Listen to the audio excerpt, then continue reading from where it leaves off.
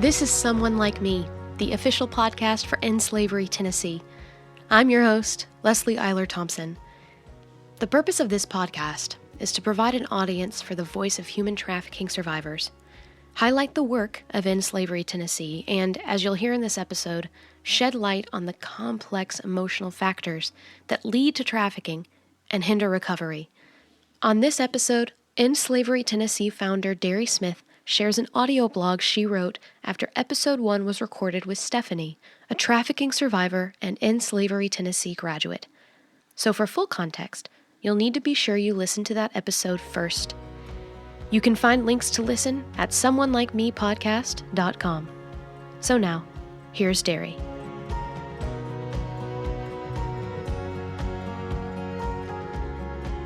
I was with a human trafficking survivor this morning when she shared her story anonymously in an interview. I'll call her Stephanie here. I've known hundreds of human trafficking survivors, and Stephanie's story was not unusual. Still, it broke my heart. Her addicted mom brought men home to pay for her habit. Some of those men abused her child. By 14, Mom introduced Stephanie to crack and started selling her for sex to feed both their habits. A trafficker saw vulnerable prey, and soon this girl was trapped in a cycle of violence, coercion, and survival. Trafficked. When we hear the word prostitute, it is so easy to feel judgy. Other than me. Can't imagine being. But what choices might we have made? What options might we have seen if we were dealt this hand?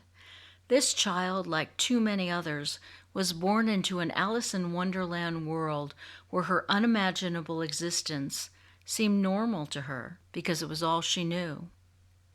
Eventually, weary of the nightmare, Stephanie escaped her trafficker and went on the streets prostituting herself for a season. What? We think, why would she choose to do that? But is it really a choice when there are no visible options? When Stephanie entered our program, like many others, she threw her arms around us and thanked us for saving her. Not. She lashed out, was obnoxious, angry, and disrespectful. Feeling judgy?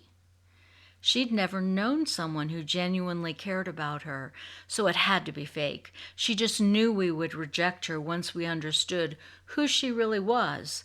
So why drag out the process? Just get the rejection over with, she reasoned.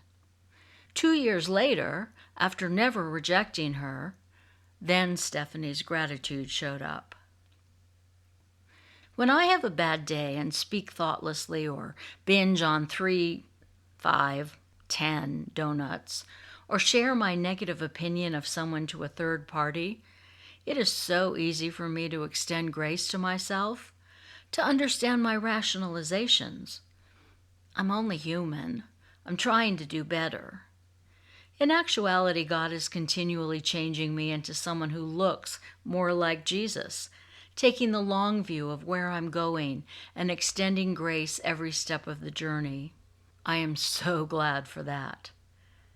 Why is it so much easier to extend grace to ourselves than to do so for someone else who isn't making the choices we think they should, or changing as quickly as we think they should?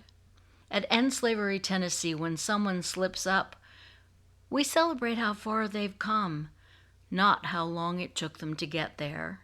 We recognize they've faced incredible trauma that affects their impulses, decisions, trust levels, and virtually everything else about their lives, even the ability to get a good night's sleep. We recognize that we have no idea what decisions we'd have made if we'd been in shoes like Stephanie had to walk in, and that likely we wouldn't have done as well as she did.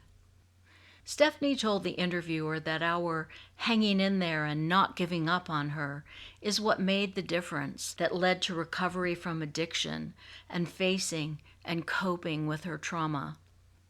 Today she has a job with another nonprofit, wanting to give back to others because she's been given so much herself, because she doesn't want the pain she went through to be wasted.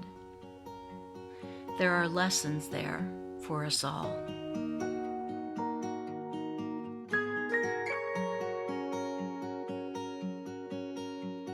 End Slavery Tennessee thanks Jones Legacy Group for their continued support and exclusive sponsorship of this first season of Someone Like Me. Executive producer is Derri Smith. Producer and editor is Gregory Byerline. Music by Kurt Goebel. If you like what you're hearing, please tell a friend and subscribe so you never miss an episode. I'm Leslie Eiler Thompson. Thanks for listening.